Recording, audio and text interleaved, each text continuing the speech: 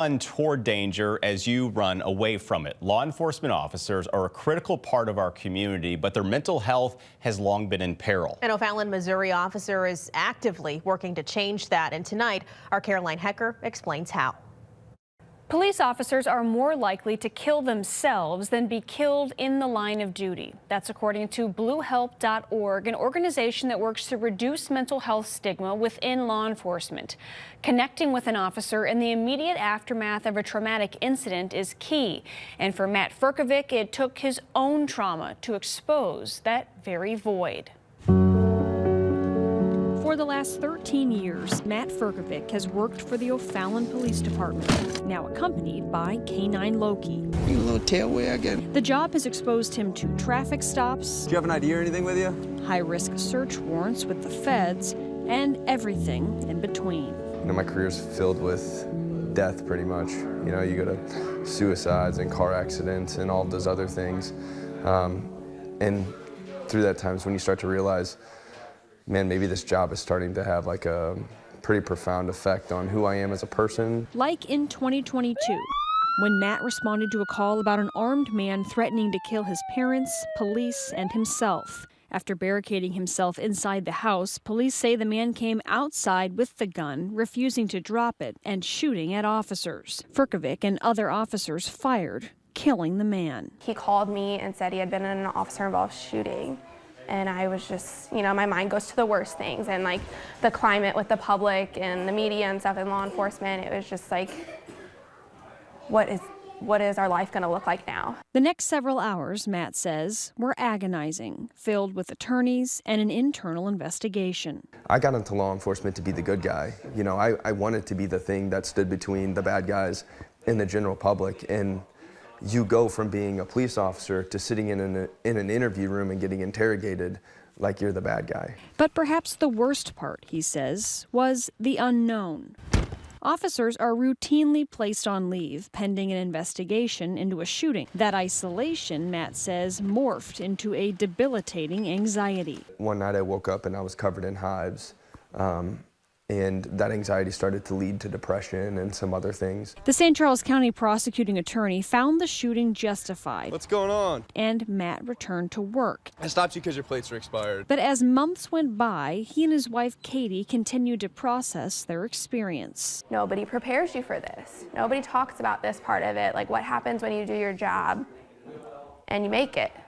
As they began to research, they discovered devastating statistics often associated with traumatic incidents like officer-involved shootings. Police officers are 54% more likely to die by suicide than the general population. So far this year, 13 police officers have died by suicide nationwide. In 2024, that number was 103, including 5 officers in Missouri. Experts say these numbers are self-reported and likely much higher. How many cops are like involved in something and they don't feel supported and they don't feel like they have the resources, and then they just kind of wash their hands of it and like, I'm done, and like how many good cops are we losing? So in 2023, Matt and his wife founded the 1078 Project, a nonprofit offering support after an officer's critical incident. It starts with flowers for the officer's spouse, followed by a care package hand-delivered by Matt and his wife that includes a book full of mental health resources. In January,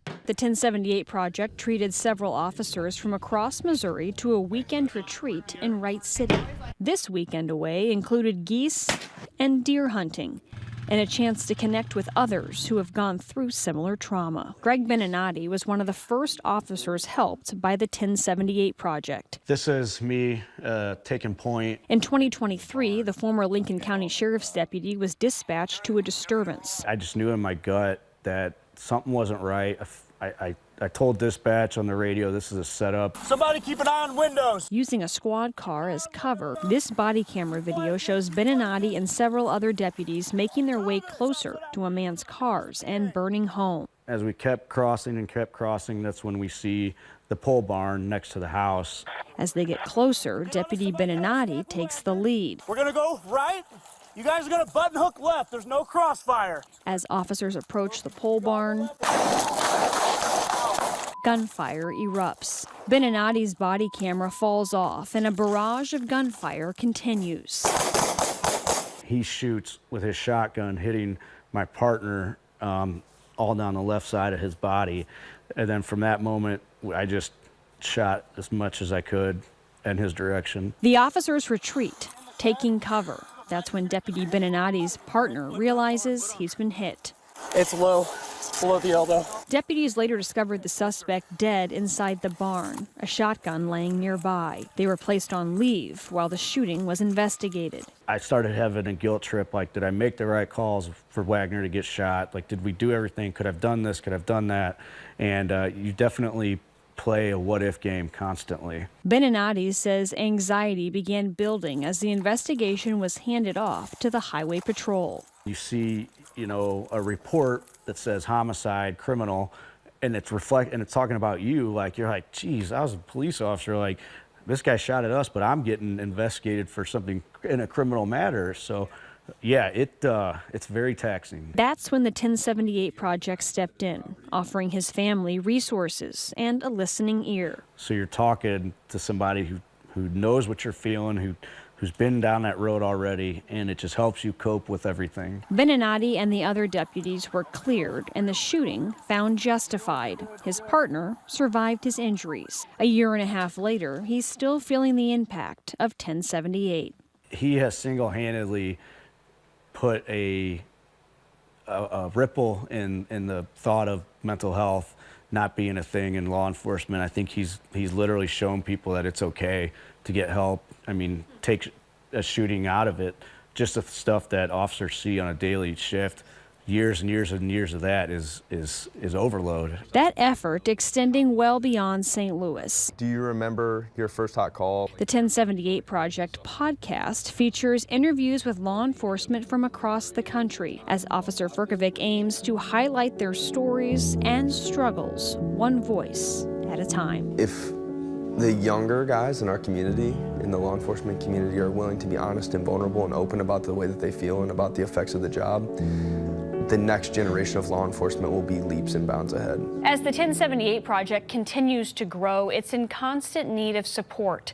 For more information on how you can help, visit this story on our website.